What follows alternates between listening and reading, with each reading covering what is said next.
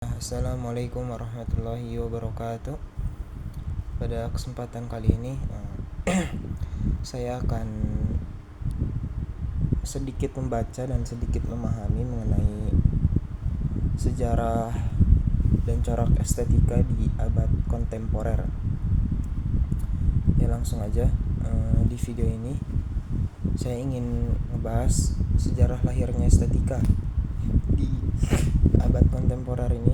Kita tahu kalau abad kontemporer ini ada setelah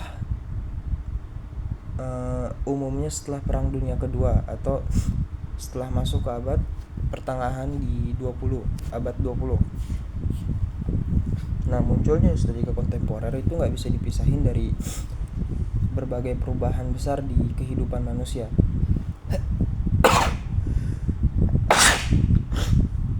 Kayak teknologi, terus globalisasi, urbanisasi, apalagi media massa di saat ini, serta perubahan sosial dan politik yang udah ngubah cara manusia mandang seni itu indah atau enggaknya.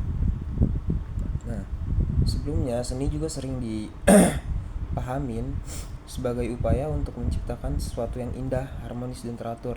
Maka para seniman kontemporer mulai menanyakan nih asumsi tersebut. Emang iya seni harus selalu indah? Terus kalau karya seni harus mengikuti aturan tertentu, apakah nggak bisa? Siapa sih yang berhak menentukan sesuatu itu seni atau bukan? Nah, itu yang dipertanyakan oleh seniman kontemporer. Salah satu perubahan terbesar dalam estetika kontemporer itu bergesernya fokus dari keindahan menuju makna dan pengalaman. Pada masa klasik dan modern, keindahan juga sering dianggap sebagai tujuan utama seni. Cuman dalam estetika kontemporer nih, sebuah karya tidak harus indah untuk dianggap bernilai. Yang penting suatu karya tersebut memiliki makna dan bisa memiliki arti dalam kehidupan seseorang. Nah, di sini juga dijelasin sebuah karya bisa saja terlihat aneh, mengganggu, atau bahkan tidak nyaman dilihat. Tapi kalau karya itu mampu menyampaikan gagasan, kritik sosial, atau pengalaman tertentu, maka karya tersebut memiliki nilai artistik. Nah, dengan kata lain, estetika kontemporer tidak hanya menilai bentuk, tapi juga konteks, pesan, dan interpretasi. Kita juga tahu kalau ada seni yang bentuknya itu abstrak, tapi dia bersifat menyinggung, seperti kayak teks-teks anekdot atau semacamnya. Dan kadang ada juga yang mengekspresikan pikirannya melalui media gambar, tapi gambar yang dia tulis itu seperti acak-acakan, nggak beraturan. Walaupun hasilnya mungkin sebagian orang akan melihat itu indah, tapi yang menggambar tidak menilai karya itu indah atau enggaknya, tapi dia menilai makna yang dia sampaikan pada kertas atau kanvas dari pikirannya yang acak-acakan, kemudian dia curahkan. Dan dia tidak memandang karya itu indah atau enggak, tapi dia memandang bahwa karya ini memiliki makna tersendiri untuk hidupnya karena telah mencurahkan seluruh beban atau isi pikirannya. Ya, mungkin nanti akan dilanjut untuk pembahasan corak-corak estetika kontemporer oleh teman saya. Ya, saya Bill Fakih Darmawan. Di sini saya akan membahas corak-corak estetika kontemporer. Ya, corak-corak estetika kontemporer ini ada beberapa. Ya, yang pertama adalah pluralisme. Pluralisme ini berarti tidak ada lagi satu standar estetika yang dianggap paling benar. Berbagai gaya, teknik, media, dan pendekatan dapat hidup berdampingan. Dalam seni kontemporer kita dapat menemukan lukisan, instalasi, fotografi, video art, seni digital, hingga seni berbasis kecerdasan buatan atau artificial intelligence. Nah, keberagaman ini menunjukkan bahwa seni kontemporer menghargai perbedaan dan kebebasan berekspresi. Yang kedua ada kebebasan berekspresi. Seniman kontemporer memiliki kebebasan yang lebih besar dalam memilih tema, medium, maupun teknik berkarya.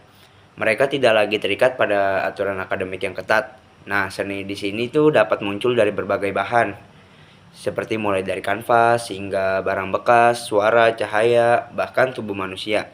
Yang terpenting bukan lagi kesempurnaan teknis, melainkan kemampuan karya tersebut dalam menyampaikan gagasan. Yang ketiga ada kritik sosial. Banyak karya seni kontemporer digunakan sebagai sarana untuk mengkritik berbagai persoalan masyarakat seperti ketidakadilan sosial, kemiskinan, kerusakan lingkungan, diskriminasi, hingga konflik politik. Dalam konteks ini, seni itu nggak hanya berfungsi sebagai hiburan, tetapi juga sebagai alat refleksi dan perubahan sosial. Yang keempat ada konseptualisme. Konseptualisme ini merupakan salah satu karakter penting dalam seni kontemporer. Dalam pendekatan ini, ide atau konsep dianggap lebih penting daripada bentuk fisik karya. Artinya di sini nih, nilai sebuah karya tidak terletak pada keindahan visual semata, tetapi pada gagasan yang ingin disampaikan oleh seniman. Karena itu, terkadang kita menemukan karya yang tampak sederhana atau bahkan tidak menyerupai karya seni pada umumnya, namun memiliki makna filosofis yang mendalam. Yang kelima ada interaktivitas. Interaktivitas ini berbeda dengan seni tradisional yang cenderung pasif. Seni kontemporer ini sering mengajak penonton untuk terlibat secara langsung. Penonton bukan lagi sekedar pengamat tetapi dapat menjadi bagian dari karya itu sendiri. Interaksi antara karya dan penonton menjadi elemen penting dalam menciptakan pengalaman estetis. Yang keenam ada pengaruh teknologi. Perkembangan teknologi digital juga merupakan ciri khas estetika kontemporer.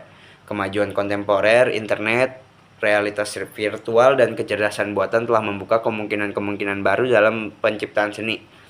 Saat ini karya seni dapat hadir dalam bentuk animasi digital, instalasi multimedia, hingga karya yang dihasilkan melalui algoritma komputer.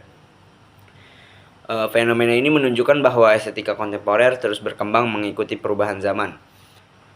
Nah, dan tantangan estetika kontemporer, meskipun menawarkan kebebasan yang luas, estetika kontemporer juga menghadapi berbagai kritik.